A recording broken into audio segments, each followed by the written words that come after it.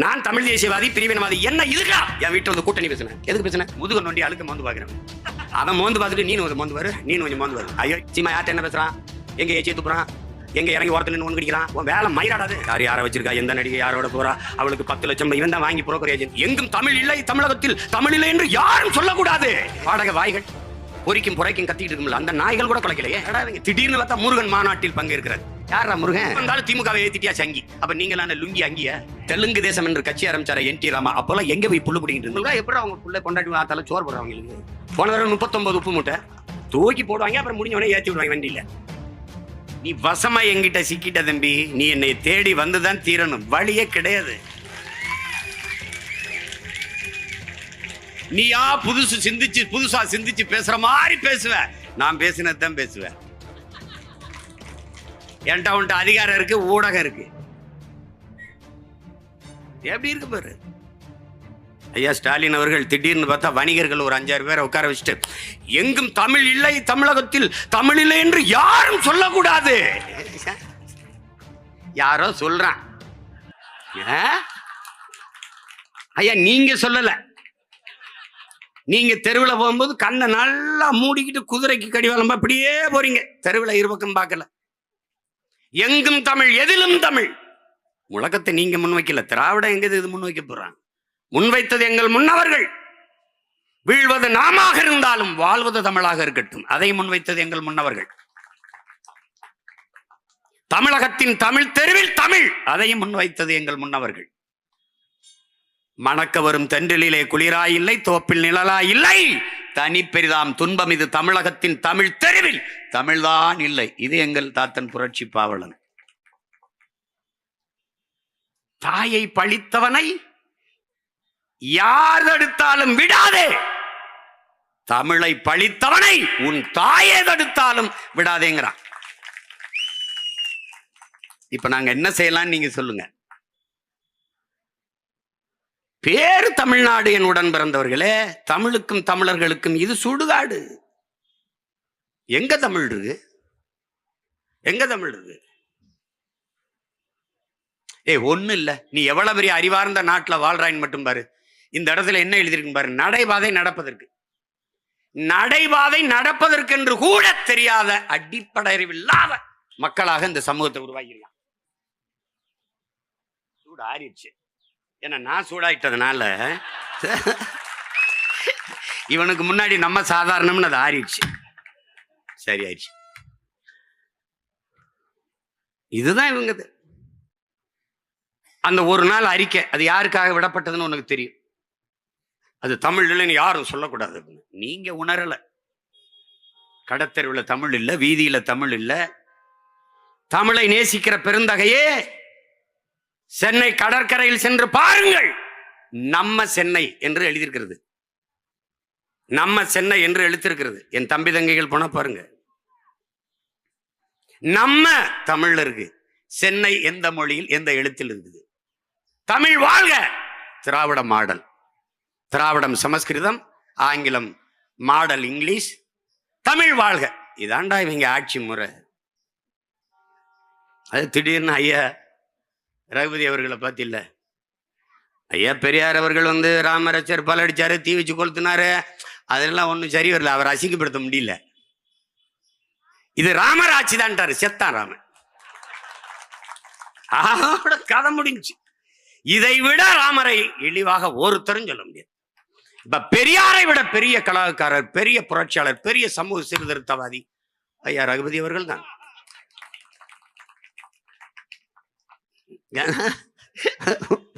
புரியுதில்ல உனக்கு? புரியுதில்ல?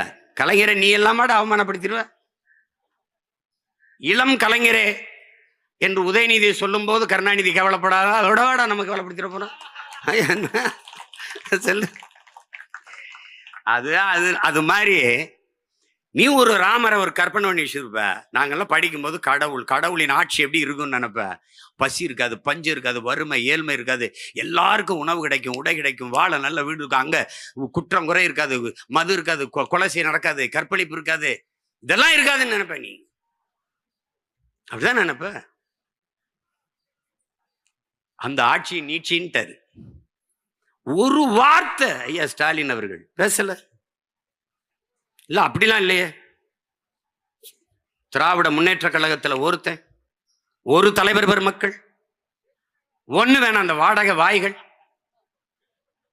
பொறிக்கும் புரைக்கும் கத்திக்கிட்டு இருக்கும்ல, அந்த நாய்கள் கூட குலைக்கலையே. அது கூட குலைக்கல. அவங்க வசதியா பேசுவாங்க, வசதிக்காக பேசுவாங்க. இது பேச வேண்டிய பொருள் இல்லை, அவங்க விட்டுருவாங்க. என்னடா இவங்க திடீர்னு பார்த்தா முருகன் மாநாட்டில் பங்கேற்கிறார். யாரா முருகன்? யாரு? புதுசா இப்பதான் அவங்க கட்சியில சேர்த்திருப்பார் போல் இருக்கு. அந்த மாநாட்டில் முருகன் யார் என்று ஐயா ஸ்டாலின் குறைஞ்சது 20 நிமிஷம் பேசணும்.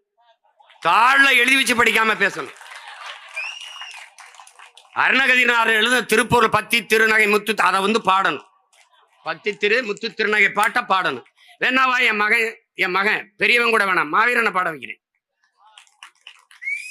அவன் திருவாசம் எனும் தீன் அவன் பாடுவான். நமச்சிவாய வாழ்க, நாதன் தாழ் வாழ்க, அவனா பாடுவான். குறுக்கணி பாண்டினா கோவப்பட்டுருவான். ஏய் நான் பாடு பேச சொல்லு பார்ப்போம். திடீர்னு முருகன் கண்ணுக்கு ஒருவரே, திடீர்னு நாங்கள் முருகன் எங்கள் மூதாதை முப்பாட்டன், அதுல ஒருத்தன் அது கடவுளை முப்பாட்டன். கடவுள் என் பாட்டன் தாண்டா உங்களுக்கு கடவுளாயிருக்கான். நாங்கள் முருகனை தூக்கும் போது முருகன் என் இன முன்னோன், எங்கள் தமிழ் கடவுள் என்று நான் வேல்வேல் வெற்றிவேல் என்று வேலை தூக்குகிற போது விமர்சித்த பெருமக்கள், இதே முரசொலியில் என்னை திட்டி இழிவுபடுத்தி எழுதிய கட்டுரை, அங்கே இருக்கிற சோர பாண்டியர்கள் எங்களை பற்றி பேசியவர்கள், அவரெல்லாம் எங்க இதெல்லாம்? இப்ப என்ன வாயில என்ன இருக்குது? எலி பேஸ்ட் இருக்கா, ஃபெவிகால் இருக்கா, என்ன போட்டு ஒட்டி வச்சிருக்கீங்க? எதையும் பேசல. திடீரென்று முருகன் மேல உங்களுக்கு பாசம். நாங்கள் வேலை தடுத்தால் தமிழ்நாடு நாசமாயிரும், நீங்க வேலை எடுத்தால் எப்படி? இதே பிஜேபி வேலை தூக்குகிற போது பாராட்டி முரசொலியில் எழுதினீர்கள். அதே வேலை தூக்கி நாங்கள் திருமுருக பெருவிழா நடத்தும் போது விமர்சித்து எழுதினீர்கள். யார் பிஜேபி RSS தத்துவத்தின் அடிவரடிகள்? யார்? நீங்களா நாங்கள்? யார் வந்தாலும் திமுகவை ஏத்திட்டியா சங்கி. அப்ப நீங்களான லுங்கி அங்கிய? நீங்க யாரு? யாரு? யாரா நீ? யாரு சொல்லு.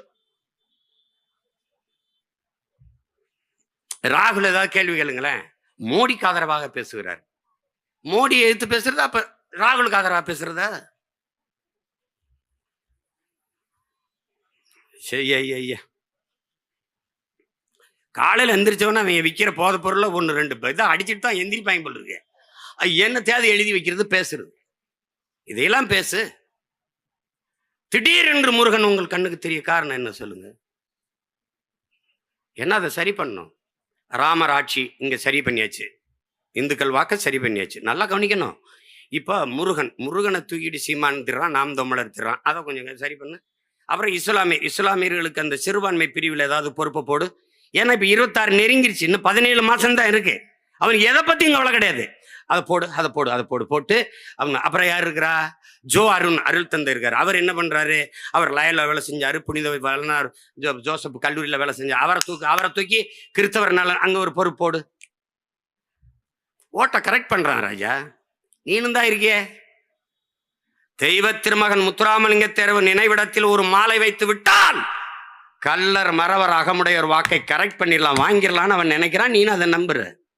அதுக்கு தான் சாய்க்கிற, அதுக்கு தான் ஓட்டு போடுற. ஏன் உன் பாட்டம் புலித்தேவனுக்கு அதே மாதிரி அதை தர்றதில்லை? ஏன் உன் பாட்டி வேலுநாச்சியாருக்கு தர்றதில்லை?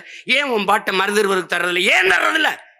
ஏனால் இங்கே மாலையை வைத்து வணக்கம் செலுத்தி விட்டால் அந்த 3 சமூக வாக்குகளும் தனக்கு வந்து விடுதுன்னு நம்புறான். நீ அதை தான் தொடர்ச்சியா செஞ்சுட்டு இருக்க. அதான் செஞ்சுட்டு இருக்க. அதுலதான் இது வருது. யாரு கிறிஸ்தவரா? அவருக்கு ஒரு மீனை போடு, அவருக்கு ஒரு புழுவை போட்டு விடு. இது யாரு இஸ்லாமியரா? அவருக்கு ஒரு புழுவை போட்டு விடு. அதானே நடக்குது. இது எதுக்காக நடக்குது? திடீர்னு வறுமை ஒழிப்பு, புரட்சி பெண்கள் திட்டம். புரட்சி பெண் யாரு? புரட்சி பெண்ணுனா யாரு? முதல்ல என் தங்கச்சிகள் கல்லூரிக்கு போகும்போது 1000 ரூபாய் காசு கொடுக்குறேன். 1000 ரூபாய்க்கு கூட வசதி இல்லாத என் வீட்டு பெண்கள் வறட்சி பெண்கள் தானே ஒழிய புரட்சி பெண்கள் அல்ல. நீ எப்படி புரட்சி பெண்ண? புரட்சி பெண் என்றால் யார்? யார்? கணவர் இறந்து போனார், கைம்பெண்ணாக இருக்கும்போது பிள்ளைகளை விட்டு விட்டு இறந்து போனார். உங்களால தான் குடி குடி செத்து போயிட்டான். பேச தெரியும். தமிழ்நாட்டிலே இளம் விதவைகள் அதிகமாக, இந்தியாவிலே அதிகமாக இருக்கிற மாநிலம் தமிழ்நாடு. இப்ப என்னம்மா நீங்க இப்படி சொன்னீங்களே இப்ப அப்படின்னா, அப்படி கேட்டால் வாய மூடு. இதாங்க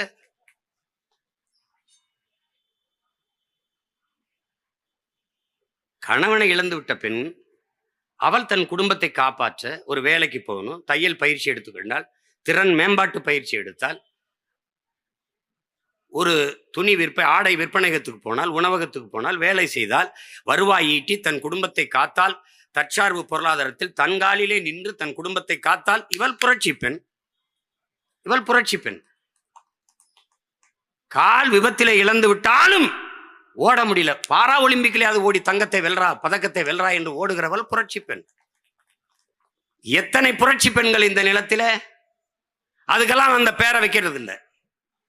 இந்த புரட்சிங்கிற சொல்ல இவர்களால் தான் இழிவாய் போனது. அன்பு மக்களை, வரவன்லாம் புரட்சி தலை, புரட்சி நடிகன், புரட்சி தளபதி, புரட்சி கிரட்சின்னு போட்டு புரட்சி வறட்சி சொல்லாக மாறிட்டது.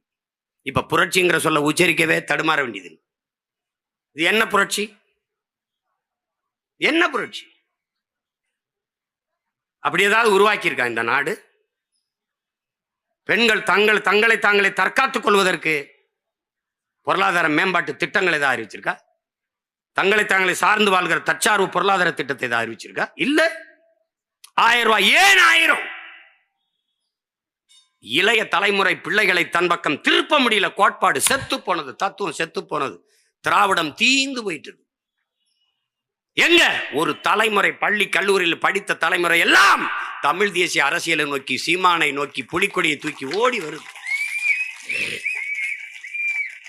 35 லட்சம் 36 லட்சம் வாக்கா? அதுல குறைஞ்சது 30 லட்சம் வாக்கு இளைய தலைமுறை பிள்ளைகளின் வாக்கு என்பதை உங்களுக்கு மேசையில் இருக்கிற சர்வே புள்ளி விவரம் சொல்லு. அப்ப என்ன பண்ணலாம்? இந்த ஓட்டை எப்படி, இந்த வாக்கை எப்படி நமக்கா திருப்பலாம், எப்படி ஓட்டை டைவர்ட் பண்ணலாம், சீமான்கிட்ட போகாம எப்படி எடுக்கலாம் அப்படின்னா, படிக்கிற கல்லூரிக்கு போற பிள்ளைகளுக்கெல்லாம் 1000 கொடுத்துரு. ஓட்டுக்கு அந்த நேரத்தில் காசு கொடுக்கறதுக்கு பதிலா ஒவ்வொரு மாசமும் கொடுத்து சரி பண்ணிடு. எப்ப கொடுக்கறது? ரொம்ப முன்னாடி இருந்து கொடுத்தா நிறைய தொகை செலவு பண்ண வேண்டியது வரும். தேர்தலுக்கு 10-15 மாசம் இருக்கும்போது கொடுத்தால் இப்ப 450 கோடி கிட்ட செலவாகுது. எதுக்கு? தமிழ் புதல்வன் திட்டத்துக்கு. தமிழ் புதல்வன் யார்? தமிழ் புதல்வன் திராவிட மாடல் ஆட்சியில் திராவிட புதல்வன் ஏன் இல்லை?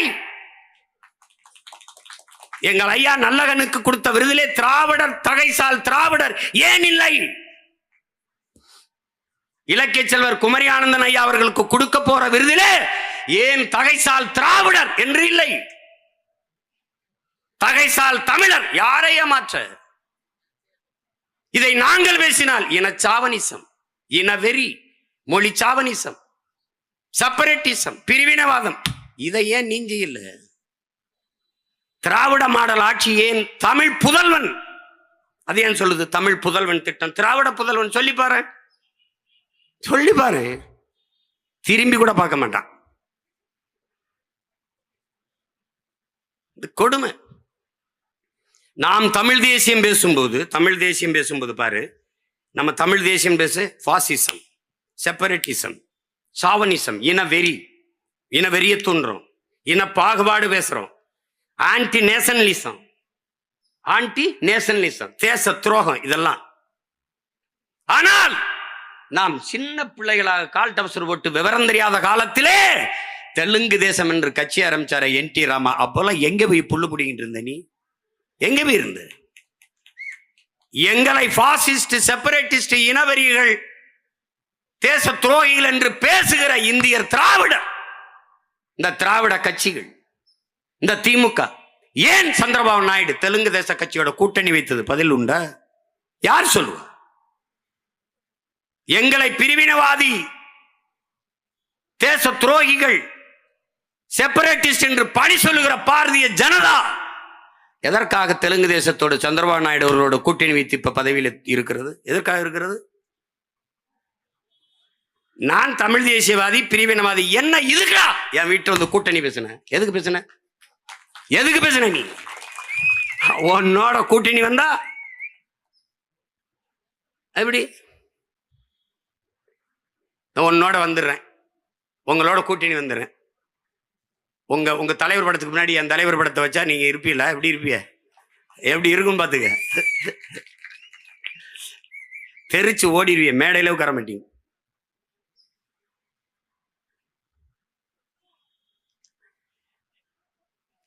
ஒன்னொன்னே பார்க்கும்போது அணை கட்டியிருந்தோம், தடுப்பணை கட்டியிருந்தாங்க, காணாங்கிறான்.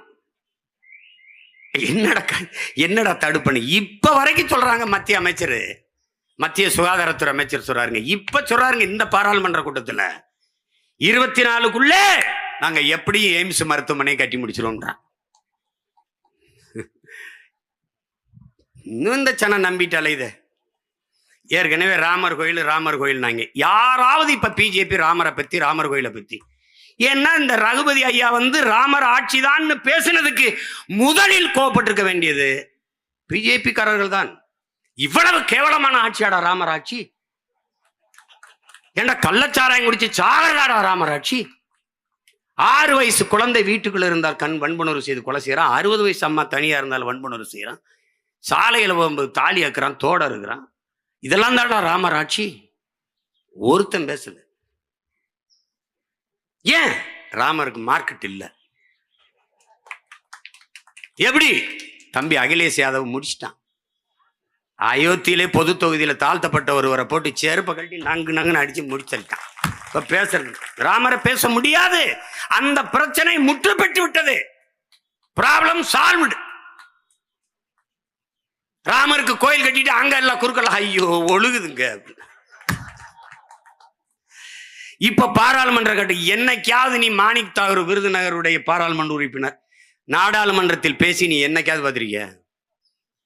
அவரையே பேச வச்ச பெருமை ஐயா மோடிக்கு தான் உண்டு.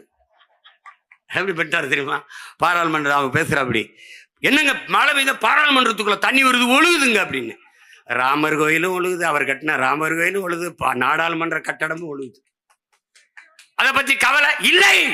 மக்கள் அழுவதை பற்றியே கவலைப்படாத அவர்கள் கோயிலும் நாடாளுமன்ற கட்டிடமும் ஒழுகுவதை பற்றி எப்படி கவலைப்படுவாங்க? அதை பத்தி அவங்களுக்கு ஒரு கவலையும் கிடையாது.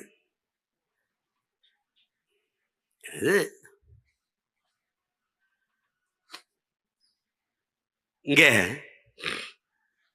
உங்களுக்கு ஒண்ணு சொல்லணும் பாரு. தம்பி துரைமுருகன் அவர்களுக்கு பிணை கேட்கிறாங்க. இப்பெல்லாம் மாவட்ட ஆட்சியர், சில நீதிபதிகள் எல்லாம் ஆளுகிற கட்சியின் மாவட்ட செயலாளர்கள் போலவே இயங்குறாங்க. அங்க என்ன இப்படி இப்படி பேசணும்? அப்படி எப்படி ஒரு முதலமைச்சர்? ஐயா அது பேசலையா, அது பாட்டு. எப்படி அது பாட்டு? ஆமா, அந்த பாட்டை நான் கேட்டிருக்கீங்க இல்லையா? அது நாங்க எழுதலையா, நாங்க பாடலைங்க, நாங்க போடல, அது ஏற்கனவே இருந்த பாட்டு. ஆமா கேட்டிருக்கேன். அப்ப யூடியூப்ல உங்களுக்கு அதிக வியூவர்ஸ் வரணும்னு இதை பண்றேன். யூடியூப்ல இல்லைங்க, மேடு. அப்ப அதிக பார்வையாளர் வரணும்னா கடைசியா என்ன தெரியுமில்ல அவர் சொன்ன தீர்ப்பு? ஊழலை பத்தி பேசுங்க, ஊழலை பத்தி பேசுங்க, ஊழலை பத்தி நிறைய பேசுங்க. ஏன் கருணாநிதி பத்தி பேசுறோம்? ஊழலை பத்தி பேசுங்க. ஊழல் தான் நிறைய, அதனாலதான் ஏன் கருணாநிதி பத்தி பேசுறோம். ஐயா மாண்புமிகு நீதிபதி ஐயா புகழேந்தி அவர்கள உங்ககிட்ட அன்பா நான் சொல்லிக்கிறேங்க இல்லைங்கய்யா, நீங்க அதனாலதான் பேசுறோம். திருவிளையாடல் படத்துல பாத்தீங்களா, பிரிக்க முடியாதது எதுவோ, பிரிக்க முடியாதது எதுவோ, அதுல பிரிக்க முடியாது எதுவோ சொல்லுவாங்கல்ல, வறுமையும் புலமையும். அதுபோல பிரிக்க முடியாது எதுவோ அரசியலிலே ஊழலும் ஐயா கருணாநிதியும் பிரிக்க முடியாது. இது தெரியாம நீ ஐயா எங்க பாட்டேன் சூரபத்ம, இன்னொரு பாட்டேன் முருகன் போய் எங்களுக்காக எங்க பங்காளிகளுக்குள்ள சண்டை தான். அத பகைவன் எங்களை கொண்டு விட்டான். அதுல எங்க பாட்டி சூரபத்ம மனைவி போகாத போருக்குன்னு, வீடு பரவாயில்ல, அவன் சொல்றான்.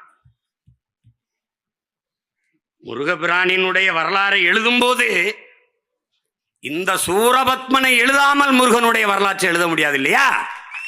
அது மாதிரி ஊழலை பற்றி பேசும்போது ஐயா கருணாநிதி பற்றி பேசாம பேச முடியாது இல்லையா? அது மாதிரி ஒரு வரலாறு, ஒரு பெருமைதான், ஒரு பெருமைதான், பெருமைதான். இங்க இப்படி பாருங்க,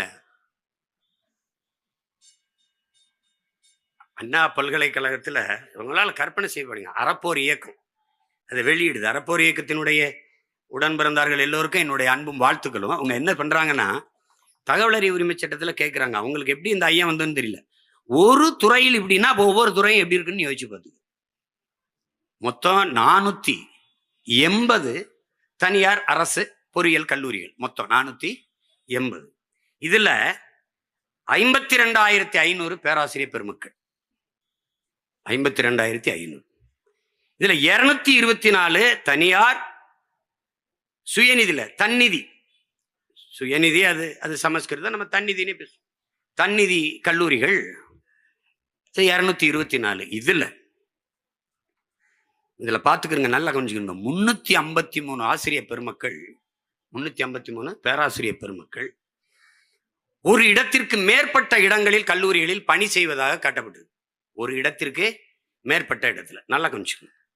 இதுக்கப்புறம் ஒரு 5 பேராசிரியர் பெருமக்கள் 11 கல்லூரிகளில் முழு நேரமாக பணியாற்றுவதாக காட்டப்பட்டது. 5 பேராசிரியர்கள் முழு நேரமாக 11 கல்லூரிகள். இதுல ஒரு பேராசிரியர் பெருந்தகை 32 கல்லூரிகள் தொடர்ச்சியாக 32 கல்லூரியில் முழு நேரமாக பணியாற்றுகிறார் என்று பதிவு செய்து அது சம்பளம் வாங்கிறார். சம்பளம் யார் வாங்கியிருப்பான்னு நீங்க புரிஞ்சுக்கணும், நல்லா கவனிச்சுக்கணும். இதுல ரொம்ப கொடுமை என்னன்னு பார்த்தீங்கன்னா, இப்படி 211 பேராசிரியர்கள், எல்லாம் படித்தவர்கள், முதுகலை பட்டம் பெற்றவர்கள், முனைவர் பட்டம் பெற்றவர்கள், 211 பேர் 2500 பணியிடங்களை அவர்கள் நிரப்பினதாக காட்டி, இவர்களே இங்க வேலை செய்யறாங்கன்னு காட்டி ஊதியம் பெற்றிருக்குது. அதுல 175 பேர் 972 பணியிடங்களை நிரப்பியதாக, இவர்கள் அத்தனை பேரும் முனைவர் பட்டம் பெற்றவர்கள். 175 பேரும் டாக்டரேட் பட்டம் பெற்றவர், PhD பண்ணி முனைவர் பட்டம் பெற்றவர்கள் இந்த வேலையை செய்திருக்கிறார்கள். அறப்போர் இயக்கம் கண்டுபிடிக்காத வரை அண்ணா பல்கலைக்கழகம் இது ஒன்றும் கண்டுகல. இப்ப அது சொல்ற காரணம் பாருங்க, இது எப்படி கண்டுக்கிறாங்க? இல்ல அவங்க ஆதார் அட்டை கொடுக்கும்போது ஒவ்வொருத்தரே பல அட்டைகளை கொடுத்துட்டாரு. ஆனா இவன் நமக்கு என்ன கற்பிச்சான்? ஆதார் அட்டை தான் எல்லாத்துக்குமான பெருத்த அடையாளம், எல்லா வலிக்கும் ஒரே நிவாரணி ஆதார் தான். கடைசியா அந்த ஆதாரே பயனற்றதுன்னு ஆயிடுச்சு. இத்தனை பேரும் வெவ்வேறு ஆதார் அட்டைகளை கொடுத்து எங்களை ஏமாற்றி விட்டார்கள். அங்க இருந்த படங்கள் வெவ்வேறு முகமைப்பில் இருந்தது. உயர்ந்த தொழில்நுட்பத்தை கற்றுக் கொடுக்கிற பல்கலைக்கழகத்தில் இதை கண்டுபிடிக்க முடியலன்னா அப்ப என்ன நடக்குதுன்னு பாரு. இது எத்தனை நாளா நடந்திருக்குது? அதிமுக ஆட்சி காலத்திலிருந்து நடக்குது, தொடர்ந்து நடக்குது. இதுல இன்னும் கொடுமை, மாரிச்சாமி முரளிபாபன் 2 பேரும் 6 ஆண்டுகளா ஓமன் நாட்டில வேலை செய்கிறார்கள். அவர்கள் இந்த பொறியியல் கல்லூரியில வேலை செய்யறதா சம்பளம். இந்த பொறியியல் கல்லூரியின் உரிமையாளர்கள் யார்? இன்றைக்கு அமைச்சரவையில் இருக்க பெருந்தகையில் ஐயா MRK பன்னீர்செல்வம், பெருமதிப்பிற்குரிய பெருந்தகை ஐயா துரைமுருகனுடைய கல்லூரி, நம்ம ஐயா சட்ட மேதை ராமராட்சி நீச்சி நாயகன் இருக்குதான்ல, அவருடைய கற்பக விநாயகம், ஐயா துரைமுருகனுடைய கிங்ஸ்டன், எல்லாம் ஒரு தொலைக்காட்சி, ஒரு வலையொலி எவனும் வாய் திறக்கல. அந்த 24 இந்த தமிழ் தொலைக்காட்சி ஒன்று மட்டும்தான் போடுது, 24/7 தமிழ். அதில் மட்டும்தான் ஒரு தம்பி பேசிட்டுருக்கான், அவர் ஏமாத்திருக்காரு, இவர் ஏமாத்திருக்காருன்னு. அவன் இருக்கானோ நாளைக்கு வேலையை விட்டு தூக்குறாங்களோ என்ன எளவோ. எவ்வளவு வசதியாக இதை பற்றி பேசாது ஒரு வலையொலி, ஒரு தொலைக்காட்சி பொது விவாதத்துக்கு எடுத்தது உண்டா?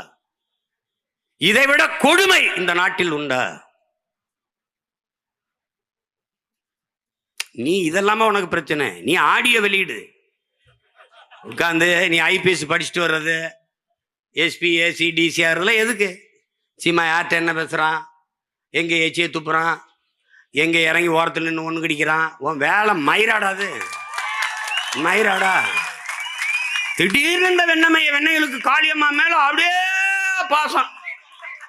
ஏன்டா புடுங்கியல அவ போட்டிட்டால மயிலாடுதுறையில போய் நின்று இந்த எழுதி காளியம்மான்னு வேலை செஞ்சு ஜெயிக்க வச்சிருக்க வேண்டியதானே?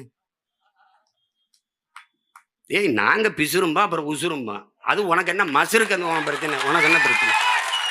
உனக்கு என்ன பிரச்சனை? இது என் கட்சி பிரச்சனை. பெத்த தாயவே சும்மாருமா வாய மூடிட்டு பேசாம இருக்க மாட்டியா அப்படிங்கிறான்.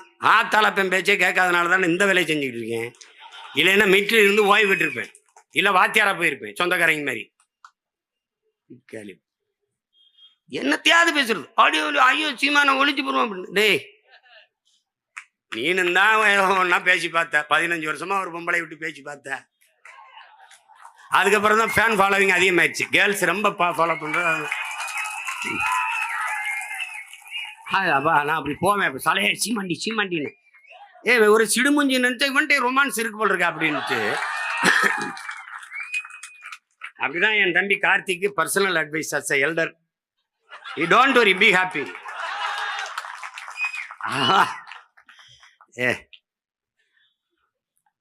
அவன் நம்ம முதுக நோண்டி அழுக்க மோந்து பாக்குறவன். அவன் மோந்து பார்த்துட்டு நீனும் அதை மோந்து பாரு, நீனும் கொஞ்சம் மோந்து பாரு. அயோக்கியப்பு. எதை பேசுறது, எது சமூகத்துக்கு பிரச்சனை, எது அவசியம், இதை வெக்கம் இல்லாம மானம் இல்லாம பேசிட்டு யார் யாரை வச்சிருக்கா, எந்த நடிகை யாரோட போறா, அவளுக்கு 10 லட்சம் இவன் தான் வாங்கி புரோக்கர் ஏஜென்ட் இந்த மாதிரி, அவன் அந்த நடிகை அந்த இதை வச்சு இதை வச்சு உங்களுக்கா எப்படி அவங்க பிள்ளை பொண்டாட்டி ஆத்தால சோறு போடுறவங்களுக்கு மானம் கட்டண. சி என் தங்கச்சி சொல்லிச்சுல, படிக்கிறது ராமாயணம், இடிக்கிறது பெருமாள் கோயில் மாதிரி பேசுறது பெரியாரு, அப்புறம் இங்கே போடுறதெல்லாம் கேவலமா பெண்களை இழிவுபடுத்தி பேசுறது. அவனுக்கு ஒன்றும் கிடையாதுடா. 23 மீனவனை கைது செஞ்சு போனானே பேசுனானா ஒருத்தனை பேர் சொல்ற. தமிழ்நாட்டின் தொல்லியல் ஆய்விற்கு எதற்காக சமஸ்கிருதம்? ஏன்டா சீமானை தவிர ஒருத்தனும் கேட்கல. எதுக்கு? தோண்டி பார்த்தா கீழடியில தெரிந்த எழுத்து, அங்க இருந்த எழுத்து ஓடுகள்ல, அங்க இருக்கிற ஆவணங்கள்ல இருந்த எழுத்து தமிழ் எழுத்தா சமஸ்கிருதமா? உனக்கு மனசு வருதாடா? தமிழனின் தொன்ம நாகரிக சுவடு சான்று என்று சொல்ல உனக்கு வாய் வரல. திராவிட நாகரிகங்கிற, இந்திய பண்பாடுங்கிற. ஏதுரா திராவிட அன்னைக்கு சொல்லு எதுரா? இந்தியாங்கிற நிலப்பரப்பு எது, நாடு எதுரா, சொல்லு எதுரா? 2500 ஆண்டுக்கு முன்னாடி ஏது, 600 ஆண்டுக்கு முன்னாடி ஏது, 1800 தான் கன்னடம்ங்கிற மொழியே உருவாகுது. நீ சொல்றபடி திராவிட மொழின்னு வச்சா கூட. அதுக்கப்புறம் கீழே என்ன, சமஸ்கிருதம் தெரிந்திருக்க வேண்டும், திராவிட மொழிகள் தெரிந்திருக்க. வாடாங்க, திராவிட மொழி எதுன்னு சொல்ற? எது எது திராவிட மொழி? என் தாய் நிலத்தை தோண்டி ஆய்வு செய்வதற்கு திராவிட மொழி எதற்கு? சமஸ்கிருதம் எதற்கு? 40 உப்பு மூட்டை அனுப்பியிருக்கியே பாராளுமன்றத்திற்கு, மானங்கட்டு. நீங்க போன தடவை 39 உப்பு மூட்டை தூக்கி போடுவாங்க, அப்புறம் முடிஞ்சவொடனே ஏற்றி விடுவாங்க. வண்டியில் ஏற்றி இறக்குறதான் 5 வருஷம் போயிடுச்சு. இப்போ அதையும் ஏற்றி இறக்குவாங்க. எல்லாம் பேசுற, தமிழ் பேசுற, அது பேசுற, எல்லாம் பேசுற. இந்திய நாடாளுமன்ற கட்டடத்தின் முகப்பிலே சமஸ்கிருதத்தில், ஆங்கிலத்தில், இந்தியில் கல்வெட்டு இருக்கிறது. ஏன்? உலகத்தின் முதல் மொழி தமிழ், இந்திய மொழிகளின் தொன்மையை தமிழிலிருந்து அறியலாம் என்று பிரதமர் அவர்களே அவ்வளவு பேசினீங்களே, ஏன் என் தாய்மொழியில் அங்கு கல்வெட்டு இல்லை என்று ஒருத்தன் கேட்கல, சீமானை தவிர. ஏன் ஏன் கேட்கல? ஏன் கேட்கல? எவ்வளவு கொடுமை பேர். கேட்க மாட்டார்கள். அங்க எதுக்கு சமஸ்கிருதத்தில் கல்வெட்டு இருக்குது? அங்க எதுக்கு இங்கிலீஷ்ல இருக்குது, இந்தியில இருக்குது? வச்சுக்க, என் தாய்மொழியில் இருக்கணும்ல. உலக நாடுகள்லாம் போனா உலகத்தின் முதல் மொழி, மூத்த மொழி தமிழ், எங்கள் இந்தியாவில் இருப்பது பெருமை பேச தெரியுதில்ல. இந்திய மொழிகளின் தொன்மையை தமிழிலிருந்து அறியலாம் பேச தெரியுதில்ல. அப்போ யாராவது கேட்டிருக்காங்களா? பேர் கேட்க மாட்டார்கள். இன்றைக்கு நீ எங்களை தவிர்த்து விட்டு போவாய், ஆனால் ஒரு நாள் நான் கூண்டுக்கள் நின்று கூவுவதால் என்னுடைய குரல் உனக்கு கேட்கல. ஒரு நாள் நான் கூரை மேலே ஏறி நின்று கூவுற காலத்தை நாங்கள் உருவாக்குவோம். அப்ப நீ என்னை தவிர்த்து விட்டு தள்ளி விட்டுலாம் போக முடியாது. நீ பதில் சொல்லிதான் யோசிச்சு பாரு, எவ்வளவு தூரம் நம்மளை ஏமாத்தி நகர்த்துறாங்கன்னு பாரு. சட்டம் ஒழுங்கு, சட்டம் இருக்கு, ஒழுங்கா இருக்காங்கிற கேள்விதான். சட்டம் இருக்கு, ஒழுங்கா இருக்கா? 31 நாள்ல 30 நாள்ல 133 கொலைகள். தம்பி ஆம்ஸ்டாங் படுகொலை 134. அதுக்கு பிறகு நம்முடைய பாலகிருஷ்ணன், இந்த மாதிரி நிறைய நம்ம கட்சி பிள்ளை நிறைய பேர். அதுக்கப்புறம் இன்னைக்கு வரைக்கும் கொலை. வீட்டுல உள்ள புகுந்து கொலை, ரோட்ல நடந்தா கொலை. எந்த கொலையாளியாவது 30 வயசுக்கு மேல இருக்கானு மட்டும் பாரு. எல்லாம் இளைய பிள்ளைகள், இளைஞர்கள். ஒரு உயிரை கொல்ல வேண்டும் என்கிற கொடிய சிந்தனை வருதுன்னா அவன் மனநிலை எப்படி தயாராயிருக்குன்னு பாரு. இந்த சமூகம் குற்ற சமூகமாக உருவாக்கப்பட்டு விட்டது. சிந்தனையின் விளைச்சலே, சமூகத்தின் விளைச்சலே சிந்தனை. சிந்தனையின் விளைபாடுதான், செயல்பாடுதான் இது போன்ற இழி செயல்கள்.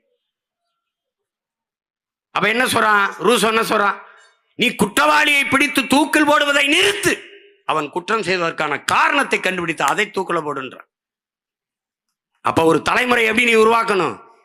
இது கொடிய செயல், இதை செய்யக்கூடாது என்கிற சிந்தனை உருவாக்கணும். அந்த எண்ணம் இருக்குமானால் அதை நீ என்கவுண்டர் பண்ணணும், சுட்டுக் கொள்ளணும், தூக்கில போடணும், சிறையில் போடணும். அப்படி நீ செய்யலையே. நிறைந்த போதையில் தான் அவர்கள் வெட்டுகிறார்கள். சான்று தம்பி ஆம்ஸ்டாங்க சொல்லும் போது ஒரு பெரிய படையோடு இருப்பார். ஒரு மாநில கட்சியின், ஒரு இந்திய கட்சியின் மாநில தலைவர். அவரை போய் அவர் வீட்டு வாசலை வெட்டி கொண்டு விடலாம் என்று அந்த சிறுவர்கள், அந்த பிள்ளைகளுக்கு என்ன வருது என்றால், நிறைந்த போதை மயக்கத்தில் இல்லாமல் கத்தியை தூக்கி வெட்டியிருக்க முடியுமான்னு. வெட்டுறதுல ஒரு டெக்னிக் இருக்கு. வெட்டுத்தவன காலை தான் வெட்டுவான். வெட்டுத்தவன காலை தான் வெட்டுவான். ஏன் காலை வெட்டுவான்? ஓட முடியாது. அப்புறம் மற்றவன்லாம் வெட்டிடுவான். எதையெல்லாம் மற்றவன் கண்டுபிடிக்கிறான், இவன் எதை கண்டுபிடிக்கிறான் பாரு. எத்தனை கொலைகள்! ஐயா எடப்பாடி பழனிசாமி தகவல் உரிமை சட்டத்தில் கேட்குற 200 நாட்கள்ல, இந்த 2004 மட்டும் 24 மட்டும் 595 கொலைகள்.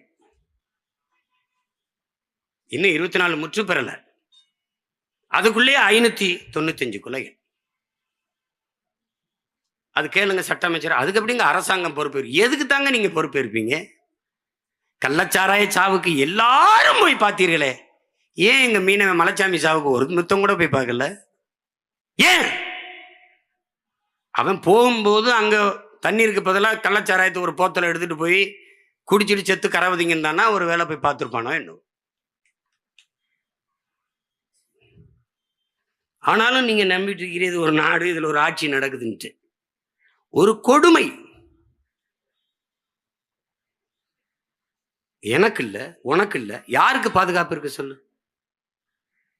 யாருக்கு பாதுகாப்பு இருக்குன்னு சொல்ற நீ? யாருக்கு இருக்கு? தங்கச்சி சொன்ன மாதிரி வழக்கறிஞருக்கு இல்ல. அவர் என்னவோ இருக்கட்டுப்பா. வெட்டி கொலை செய்வதே எப்படி இருக்கிறது? 40 வெட்டு 50 வெட்டுன்னா என்ன மனநிலையில் சக மனிதனை வெட்டுவான்? நான் அப்ப பயணம் போயிட்டு இருக்கும்போது எங்க ஊர் ராமநாதபுரத்துல ஒரு விடுதியில் தங்கியிருந்த ஒரு பையன் வந்து என்னை பார்த்தான். சிறையிலிருந்து இப்போ தானே வந்தேன். என்னடா பண்ணேன்? ஒருத்தர் கொன்னுட்டேன். என்ன பண்ண? அதானே ஒரு சின்ன பகையின கோபத்தில், இந்த சாதிய மயக்கத்தில் தான் நான் பண்ணிட்டேன்னே. என்ன பண்ணார்? அப்படி ஓடினாருன்னா தண்டவாளத்தில் ஓடிட்டே இருந்தார். அப்புறம் அவரை போய் விரட்டி விழுத்தாட்டி வெட்டினேன்னே. ரொம்ப மனசு இப்போ வலிக்கு. என்னென்ன சும்மா வெள்ளரிக்காயை வெட்டின மாதிரி சதக்கு சதக்குன்னு பழக்குதுண்ணே மனித சதை, இப்படித்தானே அப்படின்னா. இதுதான் அது. என் தம்பி சொன்னது மாதிரி ஒரு குற்றவாளி போனால், கார்த்திக் சொன்னார் பாருங்க, குற்றவாளி போனால் அவருக்கு கொடும் தண்டனை இருக்குதுன்னே இல்லை. ஒவ்வொருத்தனும் 6 கொலை 7 கொலை 11 கொலை பண்ணியிருக்கான் திருநெல்வேலியில். 90 நாள் தான் வெளியில வந்துருவான். 90 நாள் தான். என்ன சாட்சி இருக்கணும்? இந்த நாடு ஒரு உயர்ந்த நீதியை வச்சிருக்கு. எந்த தவறும் செய், நீதி சான்று இல்லாம செய்யதான். சாட்சி இருக்கா கேட்கும், சான்று இருக்கா இல்ல ரிலீஸ். நீ எவ்வளவு வேணாலும் கொள்ளையடிச்சுக்கலாம், எத்தனை பேரையும் வன்புணர்வு செய்யலாம், எவ்வளவு வேணாலும் கொலை செய்யலாம், எவ்வளவு வேணாலும் ஊழல் லஞ்சம் பெறலாம். சாட்சி இருக்கா இல்ல விடுதலை. அப்படி என்ன பண்றான்? ஒரு 90 நாள் இருக்கான் அப்படியே ஜாலியா மாமியாருக்கு போன மாதிரி. யார் காசு? எவன் செத்தானோ அவன் ஆத்தால அவன் சொந்தக்காரன் கொடுக்குற வரி காசெல்லாம் உள்ள உட்காந்து சாப்பிட்டு சீட்டாடிட்டு ஜெஸ் விளையாடிட்டு தாயக்கட்டை விளையாடிட்டு வெளியில வருவான். வந்து வேற அசைன்மெண்ட் போட்டு திருப்பி உள்ள போவான், போட்டு திருப்பி வருவான். கூலிக்கு வேலை செய்யலாம், கூலிக்கு கொலை செய்யலாமா என்று அறிவார்ந்த தமிழ் சமூக தம்பி தங்கைகள் சிந்திங்க. தண்ணீரால் நனைய வேண்டிய நம் தாய் நிலம் ஏன் ரத்தத்தாலும் கண்ணீராலும் நனைகிறது என்பதை சிந்திச்சு பாருங்க. ரொம்ப கொடுமை, ரொம்ப மோசமா போயிட்டு இருக்கு. கேட்டால் சட்டம் ஒழுங்கு சரியாக இருக்கு, சட்டத்தின் ஆட்சி இருக்குது. ஒரு கேவலம், கேவலம் சொன்னது கேவலம்னா அது இவன் எங்க திசை திருப்பாங்க. இப்போ இத்தனை பேர் மீனவ மக்கள் வந்து நம்ம மனு கொடுக்குறாங்க, அதான் நீ வர்றாரு. சீமான் எங்க போறார்? யாரை சந்திக்கிறார்? நீங்க ஒண்ணும் இல்லைங்க, ரெட்ஃபிக்ஸ் அந்த உரிமையாளர் ஃபெலிக்ஸ் டெல்லியில் இருக்கிறாருங்க, பிணை கேட்டு அவர் அணைச்சி வச்சிருந்தாரு. கொஞ்ச நேரம் அந்த அலைபேசியை தொடங்கிட்டாருங்க, ஏதோ தொடங்கிட்டார், மனைவி கிட்டே அட்டே பேசு. அதை கண்டுபிடிச்சு இது டெல்லியில இருக்குன்னு போய் கைது பண்ணி கூட்டிட்டு வர்ற நீ ஆன்சாங்கு 3 முறை எச்சரிச்சான் உன் உயிருக்கு அச்சுறுத்தல் இருக்குன்னு. அப்ப என்ன பாதுகாப்பு கொடுத்த? என்னை கூட தான் உலகம் புறா இருக்க மக்கள், என் சொந்த என் கட்சி பிள்ளைகள் உறவுகள்லாம் பாதுகாப்பாருங்கண்ணே பாதுகாப்பாருங்கண்ணேங்கிறாங்க. அது அவன் அதிகாரம் இல்லை, அது சொல்லலாம். நீ பாதுகாப்பு கொடுத்துருக்க வேண்டிய நீ எச்சரிச்சேன் அப்படின்னா அது என்ன மாதிரியான பணி? எப்படி பாருங்க, இப்ப வரைக்கும் குற்றவாளிகளை திரட்டி கொண்டு தான் இருக்கிறார்கள். இவர்கள் ஒரு முறையை வைத்திருக்கிறார்கள். தூத்துக்குடி துப்பாக்கி சூடா அருணா ஜெகதீசன் தலைமையிலே ஒரு விசாரணை கமிஷன், ஒரு குழு. இஸ்லாமிய சிறை கைதிகள் விடுதலையா ஆதி நாராயணன் தலைமையில் ஒரு குழு. தங்கச்சி ஸ்ரீமதி தற்கொலையா, அது கொலையா தற்கொலையா விசாரிக்க 2 நீதிபதிகள் தலைமையில் ஒரு குழு. அதுபோக சிபிசிஐடி விசாரணை.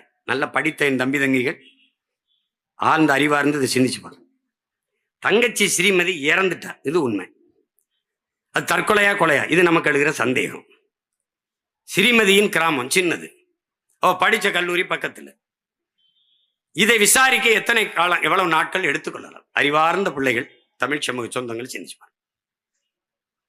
எத்தனை நாள் எடுத்துக்கலாம்? காவல்துறை விசாரணையில் என்ன பிரச்சனை? சிபிசிஐடிக்கு மாத்திரம். இந்த மாத்திரம்னாவே ஏன் மாத்திரம் என்பதை நீங்க புரிஞ்சுக்கணும். மாத்தியாச்சு. எவ்வளவு நாள் விசாரணை? இன்னும் முடிவுக்கு வரல.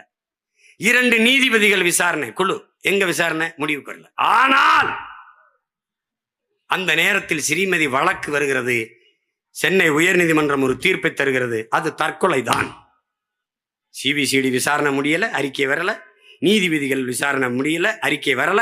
அதற்குள் நீதிபதி அது தற்கொலை தான் என்று தீர்ப்பு சொன்னால் எங்க போயிட்டு இருக்கடா ஒரு நாடு, சட்டம், நீதி, தீர்ப்புலாம்னு யோசிச்சுக்க. அவ்வளவுதான் அது. ஆமா, சொன்ன மாதிரி இப்ப சொல்லுதுங்க, இப்ப சொல்லுது நீதிமன்றம், தூத்துக்குடியில் நடந்தது அது கொடுமை, அதையெல்லாம் எப்படி சகிக்கிறதுன்னு இப்ப சொல்லு. உனக்கு தெரியுமா, அந்த செயலில் ஈடுபட்ட அத்தனை பேருக்கும் பணி இடமாற்றம், பணி உயர்வு. இந்த பல்லப்படுனால ஒரு பல்வீர் சிங், அவனுக்கு பணி உயர்வு, பணி இடமாற்றம். அந்த கள்ளச்சாராய சாவில் ஒரு காவல்துறை அதிகாரியை பணி இடை நீக்கினாங்கல்ல, அவருக்கு பணி இடமாற்றம், பணி உயர்வு. சென்னையில் தலைநகரில் போக்குவரத்து துறைக்கு. இவ்வளவுதான் இந்த ஆட்சியாளர்கள், இவ்வளவுதான். 38-40 குழுக்களை போட்டிருக்கிறார் ஐயா ஸ்டாலின் இந்த 3 ஆண்டுகள்ல. ஒரு புழு கூட 2 அங்குலம் அப்படி நகரம்டா. இவன் போட்ட குழு 1 கூட நகராது. நீட்டுக்காக விசாரணை செஞ்ச நீதிபதி ஐயா கொடுத்த அறிக்கை என்னாச்சு? அம்மா அருணா ஜெகதீசன் தூத்துக்குடி துப்பாக்கி சூட்டுக்காக விசாரித்து தாக்கல் செய்த அந்த அறிக்கை என்னாச்சு? இவர்களை மாறி ஒரு கொடுங்கோளர்களை நீ என்னைக்கு சந்திக்க முடியாது. நீ தம்பி கார்த்திக் சொன்ன மாதிரி மின்கட்டண உயர்வுன்றோம். அது எதை நோக்கி நகருதுன்னு பாரு. இப்ப குறிப்பா எப்படி பாரு, பேருந்தை அரசு போக்குவரத்து, அரசு பேருந்தை தனியார் தனியாருக்கு ஒப்பந்தம் கொடுக்குற டெண்டர். ஏன் இப்படி கேள்வி? ஏன் நட்டத்துல போகுது? தனியார் எடுத்து என்ன பண்ணுவார்? அவர் லாபத்தில் இயக்கிடுவார். இது மாதிரி ஒரு வேலை திட்டத்தை எங்க பார்த்திருக்க? ஒரு ஒற்றை முதலாளி நட்டத்தில் இழப்பில் இருக்கிற போக்குவரத்தை எடுத்து லாபத்தில் நடத்திவிட முடியும். 8 கோடி மக்களால் நிறுவப்பட்ட அதிகாரத்தால், அரசால் அதை லாபகரமாக நடத்த முடியாது என்றால் யோசிச்சு. ஏன்னா தனியார் கொடுத்துடணும். தனியார் கொடுக்கும்போது என் மாணவ பிள்ளைகள் கொடுக்குற இலவச பஸ் பாஸ் இருக்குமா? எடுத்துருவியா? பெண்களுக்கு கொடுத்துருக்க இலவச கட்டணம் இருக்கு, அது இருக்குமா? எடுத்துருவில்ல? என்னுடைய அருமை சகோதரன்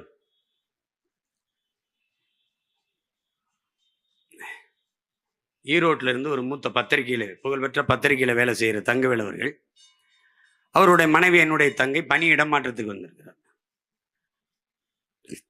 அரசு பேருந்துல போறோம், மகளிருக்கு இலவச கட்டணம் இல்லா பயணம். அது சொல்லுது கண்ணீரோட, ஒரு துளி கூட மதிக்கிறது இல்லை. என்ன நடத்துனர்கள் எங்களை மதிக்கிறது இல்லை. காரணம் இலவசம். இலவசம் என்ற சொல்லால் நம் பிள்ளைகள் பெண் பிள்ளைகளின் மானத்தை கெடுத்து அவமானப்படுத்தியதான் மிச்சம் இந்த அரசு. அது தனியார். எதை நோக்கி நகர்கிறது என்று பாருங்க. இப்ப இப்படி பாருங்க, அதானி தமிழ்நாட்டுக்குள் வந்தார். உலகத்தின் மிகப்பெரிய பணக்காரர், இந்தியாவின் மிகப்பெரிய தொழிலதிபர், மோடி அவர்களுடைய நெருக்கமான நண்பர். அவர் தமிழ்நாட்டுக்குள் வந்தார். யாரை சந்திக்க வந்தார், எங்கு வந்தார், எந்ததற்காக, யாரை என்ன நோக்கத்திற்காக சந்திக்க வந்தார்? இது ஏதாவது ஒரு அறிக்கை, ஒரு தகவல், ஒரு தொலைக்காட்சி பேசியது, வாடகை வாய்கள் பேசியது ஏதாவது ஒன்று இருக்கு. இப்ப எதற்காக வந்தார்? அதான் நீ நினைச்சுக்கலாம், ஆட்சியில் இருக்கிறவன் கையெழுத்து போட்டான், அதனால காட்டுப்பள்ளி துறைமுகத்தை கட்டிடலான்னு. இங்க பிரபாகரன் மகன் ஒருத்தர் நிக்கிறேன், இங்க ஒரு மயிரையும் கொடுங்க.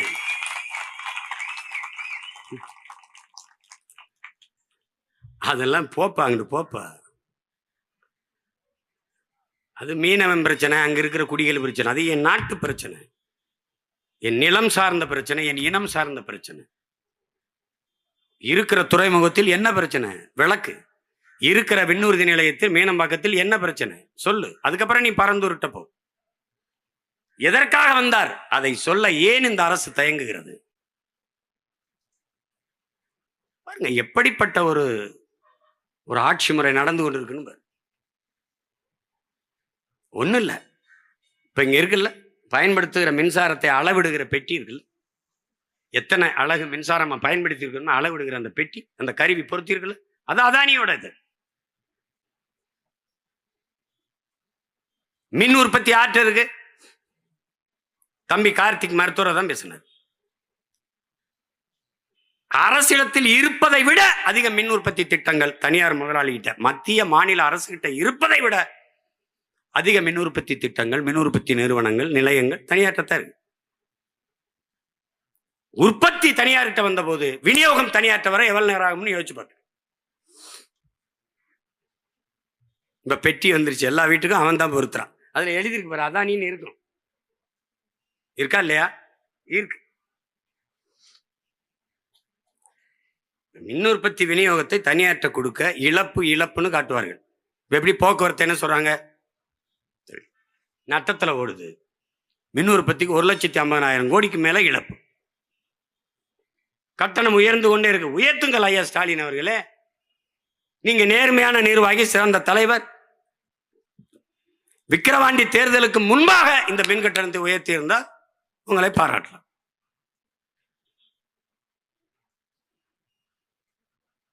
அந்த பாட்டை வச்சு ஓட்டிட்டாங்க ஒரு 10-15 நாள். அது கைது, இது கைது, சண்டாளன்னு பாடக்கூட.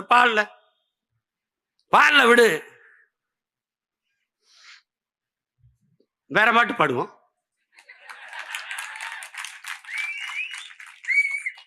கள்ளத்தனம் செய்யும் காதகன் கருணாநிதி பாடுவோம். கள்ளத்தனம் செய்யும் காதகன் கருணாநிதி, சதிகாரன் கருணாநிதி, கொடுஞ்சனிகாரன் கருணாநிதி, பொன்னான தமிழ்நாட்டை மண்ணோடு புதைத்திட்ட கருணாநிதி, அண்ணாவின் புகழுக்கு களங்கத்தை விளைத்திட்ட கருணாகம் கருணாநிதி, சதிகாரன் கருணாநிதி, கொடுஞ்சனிகாரன் கருணாநிதி. எப்படி இந்த பாட்டு இன்னையிலிருந்து உலக புகழ் பெறும். பல பேருடைய அழைப்பு வழியா இருக்கும். என் மேல ஒரு வழக்க போடு, ஓடு வா. எதுக்கு படிச்சா, எதுக்கு வந்தா, அந்த வேலையை பாரு. இந்த அதிகாரம் மேலிடம் சொல்லிருச்சு. எதிரா உங்க மேலிடம், பல மேலிடம் கீழிடமா இருக்குடாப்ப. போய் பீச்சில் போய் பாரு, மேலிடம் கீழிடம். வரலாற்றின் கால சக்கரங்கள் சுரண்டு கொண்டுதான் இருக்கிறதுங்கிறார் எங்க தலைவர். இன்னைக்கு மேல இருக்க, நான் வீதியில இருக்கேன். ஒரு நாள் நீ வீதியில் நிப்ப, நான் மேல நின்று நீ கத்திட்டு இருப்ப, நான் அங்க இருப்பேன்.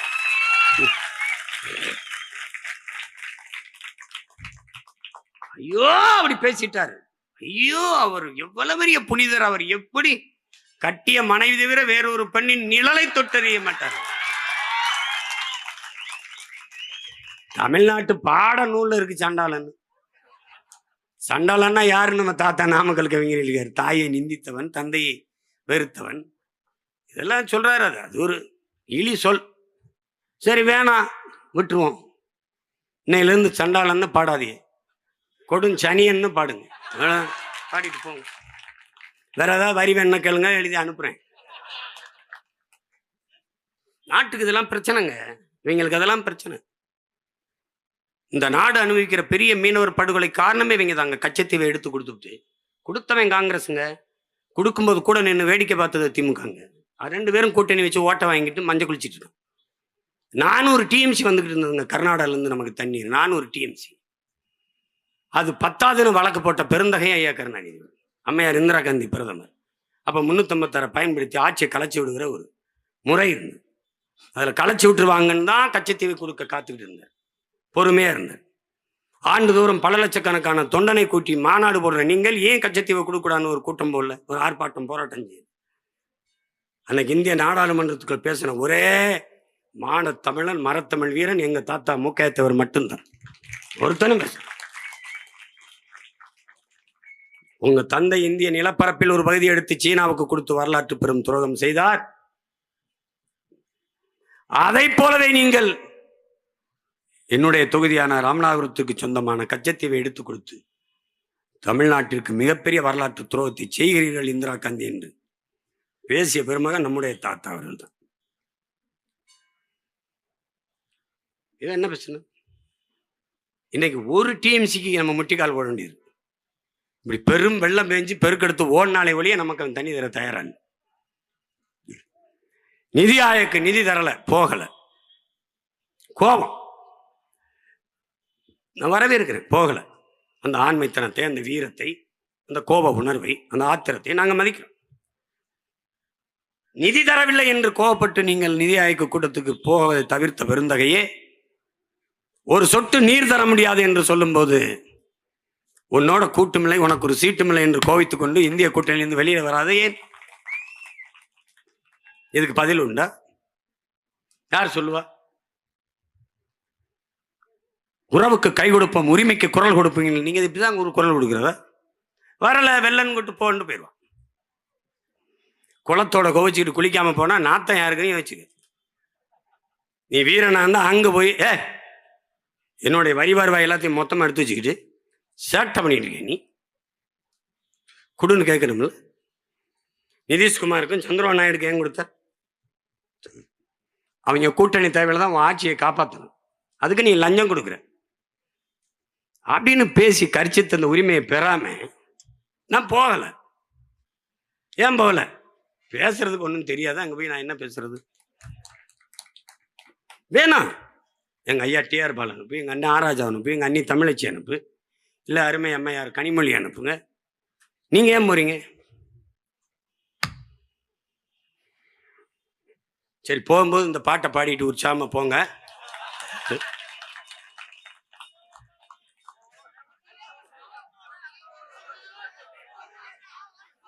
ஏடா இப்பவே ஹிட் ஆயிருச்சடா.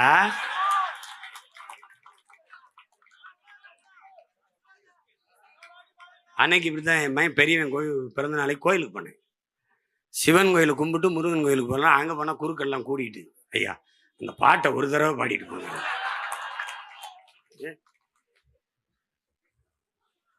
இப்படி பாடுறதா போயிடுறதா?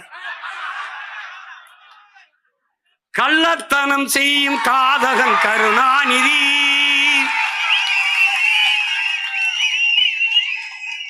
சதிகாரன் கருணாநிதி,